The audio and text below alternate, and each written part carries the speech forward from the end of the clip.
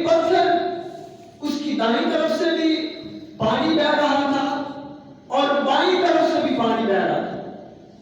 عیسیٰ علیہ السلام نے پوچھا اے پتھر بتا یہ تیرے اندر سے پانی کیسا بہ رہا ہے؟ تو اس پتھر نے کیا کہا؟ اللہ کے حکم سے بولا اور کہنے لگا کہ جب اس سے اللہ پاک نے یہ فرمایا نا کہ دوزخ کے اندر انسان اور پتھر جو ایندھن ہوں گے، تب اس سے لے کر آج تک میرے آنسو نہیں بہے، اور جو دائیں طرف سے پانی بہ رہا ہے یہ میری دائیں آنکھ کے آنسو ہیں، اور جو بائیں طرف سے پانی بہ رہا ہے یہ میری بائیں آنکھ کے آنسو ہیں.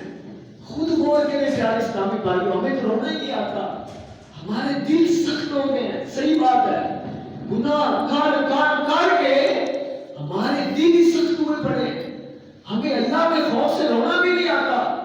پیارے اسلامی بھائیوں، جس سے واقعہ میں آتا ہے جب بندہ گناہ کرتا ہے تو اس کے دل پر سیاہی کا ایک نقطہ لگا دیا جاتا ہے. بندہ گناہ کرتا جاتا ہے، وہ نقطہ پھیلتا جاتا ہے یہاں تک کہ بندے کا پورا دل سیاہ ہو جاتا ہے اور اس پر نیکی کی بات اثر نہیں کرتی. آج ہم خود غور کر لیں، ہمیں نماز کی دعوت دی جاتی ہے، نیکی کی دعوت دی جاتی ہے، لیکن ہم پر اثر کیوں نہیں ہوتا؟ پیاری اسلامی بھائیوں، ہمیں اپنی قبر کو یاد کرنا چاہیے، اپنی آخرت کو یاد کرنا چاہیے، جہنم کا خوف ہمارے دل میں ہونا چاہیے. پیارے اسلامی بھائیوں، ایک بات